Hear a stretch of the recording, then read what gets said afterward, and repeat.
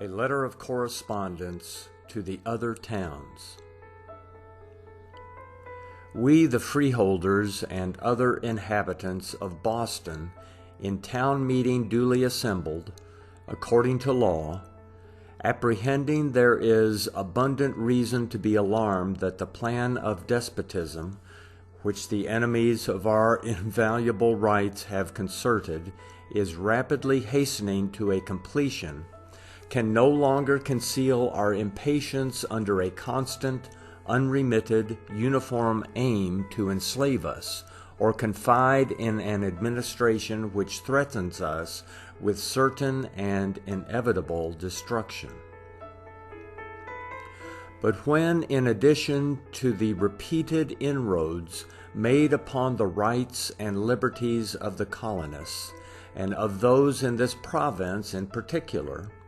we reflect on the late extraordinary measure in affixing stipends or salaries from the Crown to the offices of the judges of the Superior Court of Judicature, making them not only entirely independent of the people, whose lives and fortunes are so much in their power, but absolutely dependent on the Crown, which may hereafter be worn by a tyrant, both for their appointment and support. We cannot but be extremely alarmed at the mischievous tendencies of this innovation, which in our opinion is directly contrary to the spirit of the British Constitution,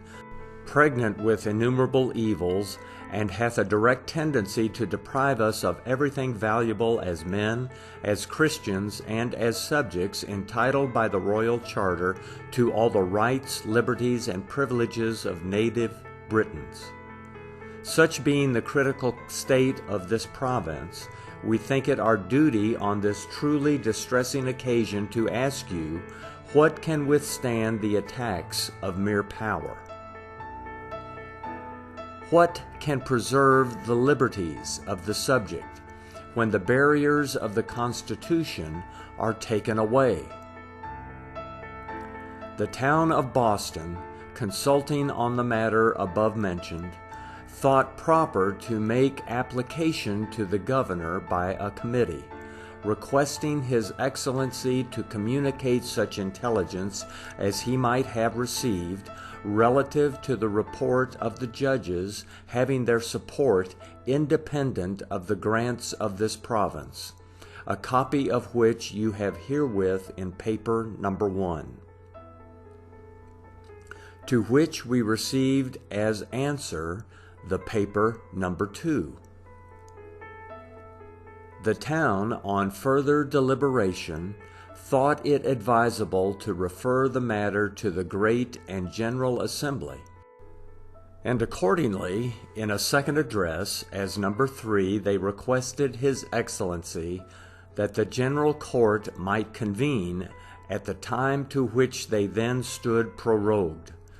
to which the town received the reply as in number 4, in which we are acquainted with his intentions further to prorogue the General Assembly, which has since taken place. Thus, gentlemen, it is evident His Excellency declines giving the least satisfaction as to the matter in request. The affair being of public concernment, the town of Boston thought it necessary to consult with their brethren throughout the province, and for this purpose appointed a committee to communicate with our fellow sufferers respecting this recent instance of oppression, as well as the many other violations of our rights under which we have groaned for several years past. Great pains has been taken to persuade the British administration to think that the good people of this province in general are quiet and undisturbed at the late measures, and that any uneasiness that appears arises from a few factious, designing, and disaffected men. This renders it the more necessary that the sense of the people should be explicitly declared. A free communication of your sentiments to this town of our common danger is earnestly solicited and will be gratefully received. If you concur with us in opinion that our rights are properly stated and that the several acts of Parliament and measures of administration pointed out by us are subversive of these rights, you will doubtless think it of the utmost importance that we stand firm as one man to recover and support them, and to take such measures by directing our representatives or otherwise as your wisdom and fortitude shall dictate, to rescue from impending ruin our happy and glorious Constitution. But if it should be the general voice of this province that the rights as we have stated them do not belong to us, or that the several measures of administration in the British court are no violations of these rights, or that if they are thus violated or infringed, they are not worth contending for or resolutely maintaining, should this be the general voice of the province, we must be resigned to our wretched fate,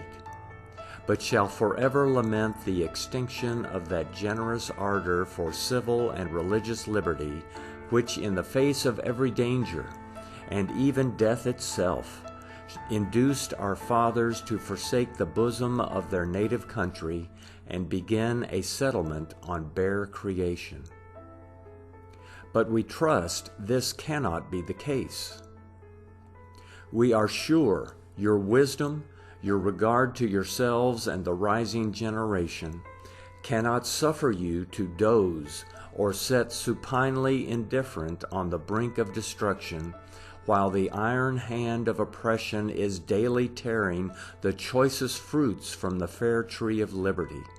planted by our worthy predecessors at the expense of their treasure, and abundantly watered with their blood. It is an observation of an eminent patriot that a people long inured to hardships lose by degrees the very notions of liberty.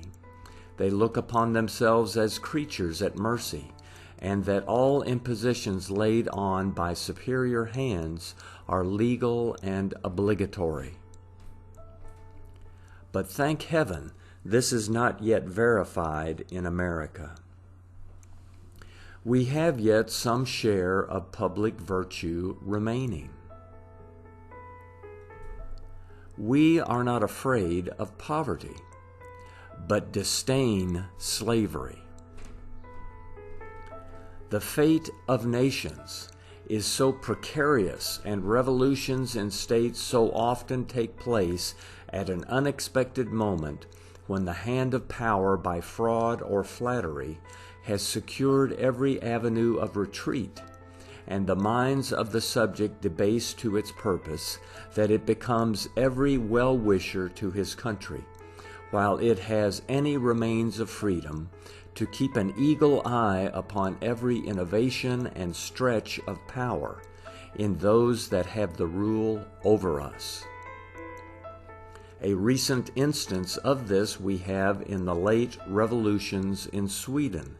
by which the prince, once subject to the laws of the state, has been able of a sudden to declare himself an absolute monarch. The Swedes were once a free, martial, and valiant people. Their minds are now so debased that they even rejoice at being subject to the caprice and arbitrary power of a tyrant, and kiss their chains. It makes us shudder to think the late measures of administration may be productive of the like catastrophe, which heaven forbid. Let us consider, brethren, we are struggling for our best birthrights and inheritance, which, being infringed, renders all our blessings precarious in their enjoyments, and consequently trifling in their value. Let us disappoint the men who are raising themselves on the ruin of this country. Let us convince every invader of our freedom that we will be as free as the Constitution our fathers recognized will justify.